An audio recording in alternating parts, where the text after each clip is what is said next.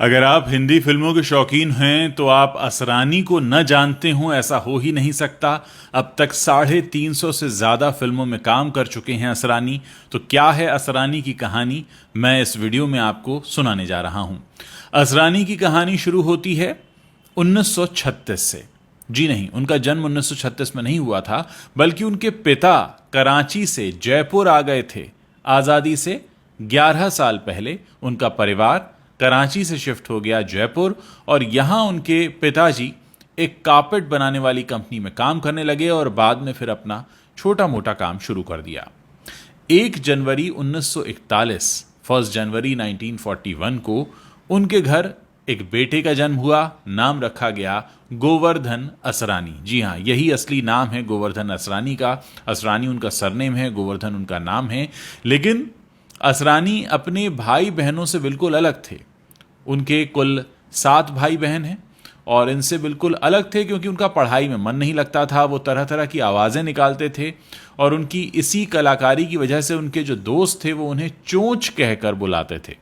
जयपुर में परिवार रहता था। घर पर उन्होंने ऐलान कर दिया था कि वो कुछ ऐसा करना चाहते हैं जो कि सबसे अलग होगा, लेकिन घर पर इसकी इजाज़त मिलती नहीं थी। इसलिए वो दोस्तों के बीच रहा करते थे और दोस्तों के साथ वो बहुत सारे प्लेज में काम किया करते थे। जयपुर आकाशवाणी भी शुरू हो चुका था, तो वहाँ जाकर कुछ वॉइस ओवर वगैरह के काम करते थे, जिससे उनका खर्च चल जाता था। मैथमेटिक्स में कमज़ोर थे, पढ़ाई में कमज़ोर थे। जैसे तैसे घर वालों की ज़ोर दबाव की वजह से पढ़ाई कर रहे थे। लेकिन एक दिन उन्होंने सोच लिया कि अब तो मैं बम्बई जाऊंगा और हीरो बन जाऊंगा। इस काम के लिए घर वालों से पैसे नहीं मिले, न इजाज़त मिली, तो दोस्तों के साथ कुछ प्लेस किए और उस प्ले को करने के बाद जो पैसे आए इनके दोस्तों ने इनको दे दिए और ये सीधे आ गए मुंबई। ये ऐसा हुआ कि मुंबई आने के बाद करीब 1 साल तक इन्होंने स्ट्रगल किया, लेकिन इनको कोई काम नहीं मिला। लेकिन इस दौरान इनकी मुलाकात हो गई किशोर साहू और ऋषिकेश मुखर्जी से।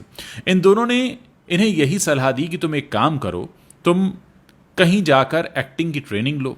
उन दिनों नया नया खुला था पुणे का फिल्म इंस्टीट्यूट, और इन्हें सलाह दी गई कि तुम वहां जाकर एक्टिंग की प्रॉपर ट्रेनिंग क्यों नहीं लेते। ये बात इनको समझ में आई और उन्होंने वहां दाखिला ले लिया। 1964 में उन्होंने दाखिला लिया। 1966 में पास आउट होकर आ गए और फिर ये चक्कर लगाने लगे ऋषिकेश मुखर्जी और किशोर साहू के कि आप मुझे काम दे दीजिए। लेकिन दाल कुछ गल नहीं रही थी। इस बीच एक काम ये हो गया था कि जब ये स्ट्रगल कर रहे थे तब इनके घर वाले जयपुर से मुंबई आए और उनको अपने साथ ले गए कि यहाँ तुम्हारा कोई काम नहीं हो पाएगा, चलो वहाँ कोई अच्छी सी नौकरी कर लेना। लेकिन ये घर वालों के ज़ोर दबाव में चले तो गए, लेकिन उसके बाद फिर भाग आए कि नहीं, मुझे तो मुंबई में रहना है और एक्टिंग करनी है। खैर, ये सब कुछ चल रहा था कि उन्हीं दिनों का एक मज़ेदार किस्सा ये है कि इन्हें काम नहीं मिलता था और काम नहीं मिल रहा था, लेकिन पुणे के फिल्म इंस्टीट्यूट में जान पहचान अच्छी थी, तो ये वहाँ पर एक्टिंग पढ़ाने लगे। और इनकी एक्टिंग की पाठशाला में इनकी जो स्टूडेंट थी उनका नाम था जया भादुड़ी। जी हाँ, अमिताभ बच्चन की जो पत्नी है जया बच्चन, वो जया भादुड़ी नाम से पुणे फिल्म इंस्टीट्यूट में एक्टिंग सीख रही थी और उनके सर थे, एक्टिंग के सर, असरानी। एक दिन हुआ ये कि पुणे फिल्म इंस्टीट्यूट में इन्हें काम की तलाश तो रहती थी, पैसे की तंगी भी थी और इसीलिए पढ़ा रहे थे एक्टिंग पुणे फिल्म इंस्टीट्यूट में। तो एक दिन उन्होंने देखा कि ऋषिकेश मुखर्जी वहाँ पर आए हैं, तो इन्हें लगा कि शायद मुझसे मिलने आए होंगे, शायद मुझे कोई रोल ऑफर कर रहे होंगे। तो ये झट से पहुँच गए ऋषिकेश मुखर्जी के पास कि क्या दादा, मेरे लिए कोई काम है क्या? तो उन्होंने कहा हाँ काम है। तो उन्होंने पूछा क्या काम है? तो उन्होंने कहा काम यह है कि बताओ कि जया भादुड़ी कौन है, हमने बड़ी तारीफ सुनी है और हम एक फिल्म बना रहे हैं गुड्डी, इसमें हम उन्हें साइन करना चाहते हैं। अब जया भादुड़ी उन दिनों एक्टिंग की बहुत अच्छी स्टूडेंट हुआ करती थी। इन्होंने बड़ा मन महसूस कर जया भादुड़ी का पता तो बता दिया, लेकिन इनको ये लगा कि भाई मेरी स्टूडेंट को भी काम मिलने लगा और मुझे काम नहीं मिल रहा है। फिर इन्हें कहीं से पता चला कि इस गुड्डी फिल्म में एक किरदार है जो उन्हें मिल सकता है। तो फिर ये ऋषि दा के चक्कर लगाने लगे, उनसे मिलने लगे। तो आखिरकार इनको गुड्डी में एक छोटा सा रोल मिल गया और उससे पहले गुड्डी रिलीज़ होती, उससे पहले इनको एक किशोर साहू ने एक फिल्म ऑफर कर दी, हरे कांच की चूड़ियाँ। इसमें विश्वजीत के दोस्त का किरदार इन्हें मिला, लेकिन उस फिल्म में काम करके इन्हें कोई फ़ायदा नहीं हुआ। गुड्डी में जो इन्होंने किरदार किया वो इनकी उस वक्त की असल ज़िंदगी से बहुत मिलता जुलता था। उसमें ये किरदार कर रहे थे एक ऐसे लड़के का जो फिल्मी हीरो बनने के लिए बंबई आता है, लेकिन फिर जूनियर आर्टिस्ट बनकर रह जाता है। तो कुछ इस तरह से फिल्म गुड्डी में इन्हें जो ब्रेक मिला, उससे लोगों ने इन्हें थोड़ा बहुत पहचानना शुरू किया। लेकिन कहते हैं कि उसके बाद ऋषिकेश मुखर्जी ने इन्हें कई सारी फिल्में ऑफर की। बावर्ची में इन्होंने काम किया और बावर्ची में ये राजेश खन्ना के काफ़ी करीब आ गए। असरानी के बारे में एक और बात कही जाती है कि असरानी ने राजेश खन्ना और अमिताभ बच्चन इन दोनों के साथ ऐसी दोस्ती बना ली थी कि ये जिस भी फिल्म में काम करते थे, असरानी उसमें ज़रूर होते थे। इस बीच कई सारी फिल्मों से ये रिजेक्ट भी हुए। एक किस्सा ये बताते हैं कि उस वक्त के एक फिल्मकार हुए हैं LV प्रसाद। उन्होंने कहा था इनसे कि भाई तुम्हें कैसे काम दूं मैं, हीरो तो मेरे पास है, विलन तुम लगते नहीं, कॉमेडी तुम कर नहीं सकते, तो तुमको मैं कैसे कास्ट करूं। तो इस बात को बड़ा दिल पर ले लिया था असरानी ने और कहा कि ठीक है, मैं कॉमेडी करके दिखाऊंगा। जिस वक्त इनको ये शोले का रोल ऑफर हुआ, अंग्रेज़ों के ज़माने के जेलर का, तो उस वक्त उन्होंने बड़ी मेहनत की और समझा कि ये क्या रोल है। ये रोल असल में हिटलर से इंस्पायर्ड था। हालांकि कॉमिक रोल था, लेकिन ये हिटलर से इंस्पायर था। इस पर उन्होंने बहुत सारी मेहनत की, बहुत सारा काम किया, सलीम जावेद को इम्प्रेस किया। और वो दौर ऐसा था कि राइटर को भी इम्प्रेस करना पड़ता था कि आप ये लिखा हुआ किरदार कर पाएंगे या नहीं। लेकिन असरानी की किस्मत खुलती गई, क्योंकि इनकी दोस्ती हो गई थी राजेश खन्ना से, अमिताभ बच्चन से। ये जिससे भी मिलते थे उसे दोस्त बना लेते थे, बहुत अच्छे से परफॉर्म करते थे, पूरी मेहनत से लगे हुए थे। और धीरे धीरे जो फिल्मी दुनिया है उसमें इनका परचम लहरा रहा था। इन्होंने कुछ गुजराती फिल्मों में भी काम किया, और गुजराती फिल्मों में काम करने की वजह ये थी कि ये हीरो बनना चाहते थे, रोमांटिक सीन्स करना चाहते थे, और वो मौका इन्हें हिंदी फिल्मों में मिल नहीं रहा था। हिंदी फिल्मों में इन्हें कॉमिक रोल मिलते थे, या हीरो के दोस्त का किरदार मिलता था, या फिर एक साइड रोल मिलता था। लेकिन असरानी अपनी जगह बनाते जा रहे थे। इन्होंने फिल्में बनाई भी, इन्होंने फिल्मों का निर्देशन भी किया, बहुत से काम किए। लेकिन असरानी की जो लोगों के बीच पहचान बनी, वो कॉमेडी की वजह से बनी।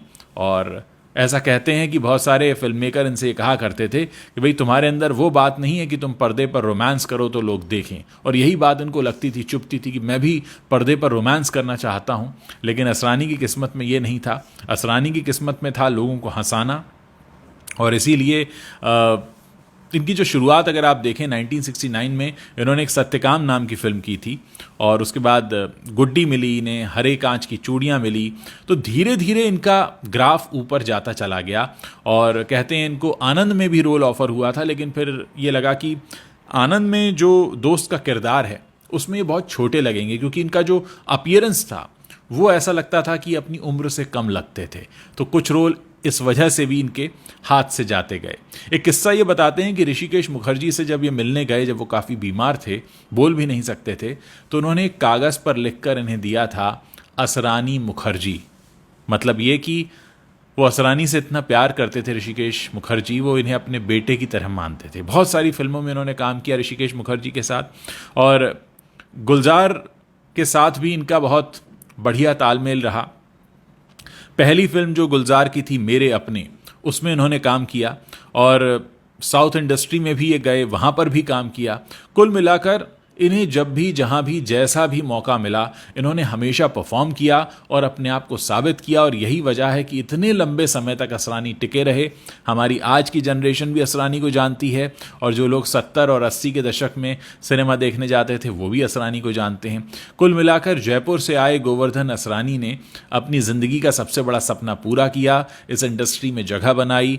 उस ज़माने में अमिताभ बच्चन और राजेश खन्ना के बीच अगर एक कोई कॉमन फैक्टर होता था तो वो असरानी होते थे, क्योंकि वो दोनों के बेहद नज़दीक थे। और यही वजह है कि बहुत सारी फिल्में उन्होंने अमिताभ बच्चन और राजेश खन्ना के साथ की। एक और किस्सा है इनका, BR चोपड़ा का किस्सा है। BR चोपड़ा ने इन्हें फिल्म निकाह के लिए साइन किया था, और इस फिल्म में उन्हें साइन किए जाने पर लोगों ने BR चोपड़ा को ऐसा करने से मना किया कि आप किसको साइन कर रहे हैं, नेगेटिव रोल में आप असरानी को साइन कर रहे हैं। और उसमें इनका किरदार कुछ ऐसा था जो विलन का रोल था, और ये सलमा आगा से प्यार करते हैं। हालांकि BR चोपड़ा अपने फैसले पर अडिग रहे, वो हिले नहीं, और ये फिल्म सुपरहिट हुई।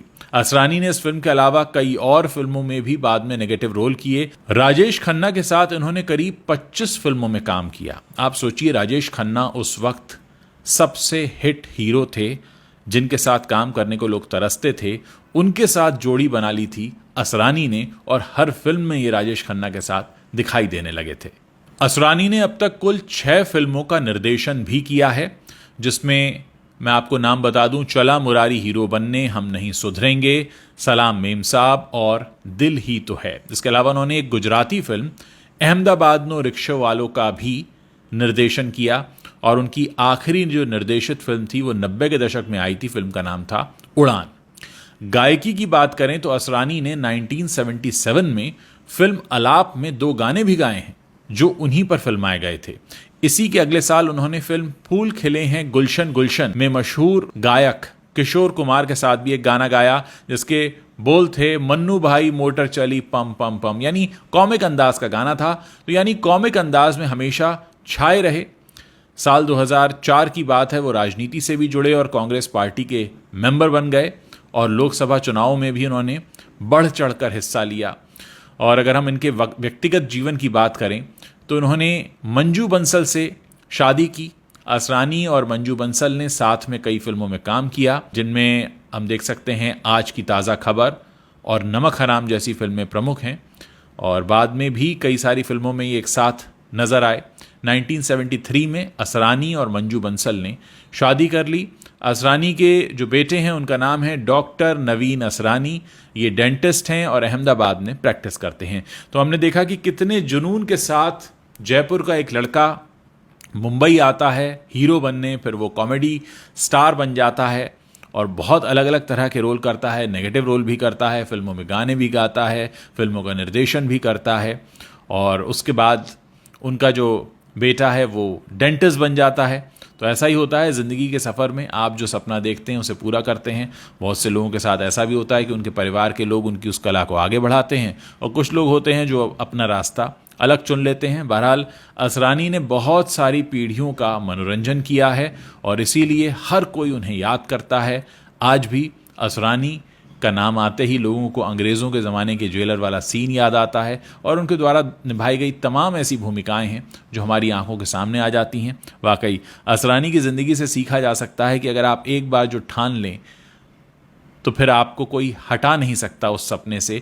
इनके घर वाले तक आए इनको वापस ले जाने के लिए, लेकिन उन्होंने कहा कि नहीं, मेरी अगर कोई जगह है तो वो एक्टिंग की दुनिया में है, और इसके अलावा मैं कुछ और नहीं कर सकता। अगर असरानी की ये कहानी आपको अच्छी लगी हो तो आप अपने दोस्तों के साथ शेयर कर सकते हैं, और हमें बता सकते हैं कि आगे आप और किन किन बड़े चेहरों की कहानियां सुनना चाहेंगे।